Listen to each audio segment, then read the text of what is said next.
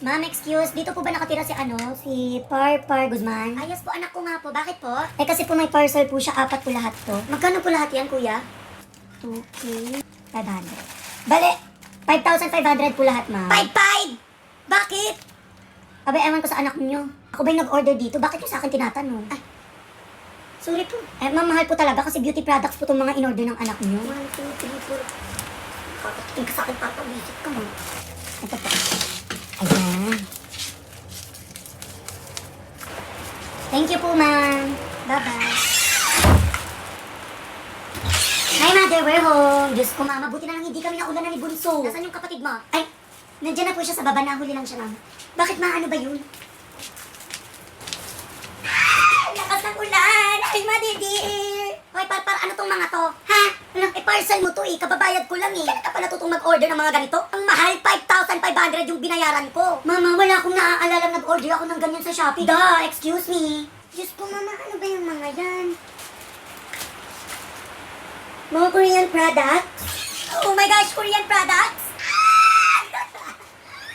Mine, akin lahat yan.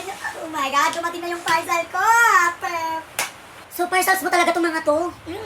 Ginamit mo tong location ng bahay ko, pati pangalan ng anak ko. You got it right. Bakit naman, Rogelia? Tokeninam talaga. Eh, kasi naman, Sisi, first time ko mag-online shop. So, akala ko, pag binigay mo yung personal address mo, yung personal information mo, baka scam. Oo. So, ang nilagay kong address, dito, ang pining kong location, dito sa bahay niyo. Tapos, ginamit ko yung pangalan ng anak mo, si Parpar.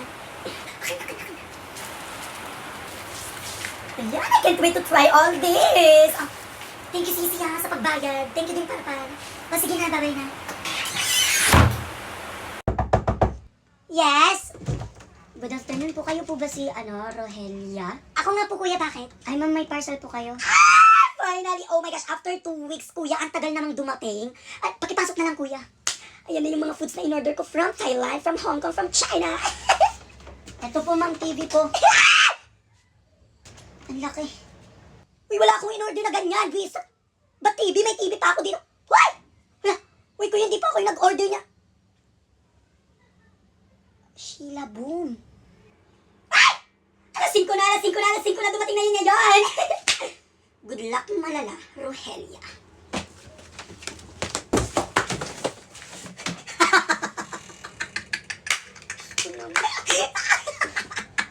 Visit ka, Sheila Boom. Gumanti ka talaga no? Look who's talking nga naman. Ikaw yung unang gumawa niyan, kaya gumanti lang ako. Visit ka. Deserve mo dyan. Hoy!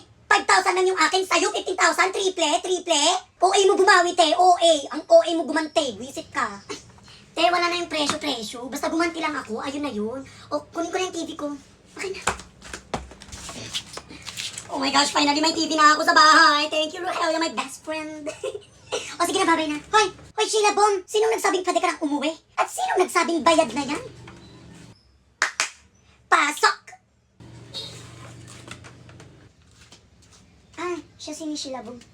Ay ma'am, sabi po ni Miss Rogelia kayo raw po magbabayad sa TV, kaya ma'am baka pwede ko na pong kunin yung bayad kasi marami pa akong i-deliver. 15,000 po lahat, ma'am.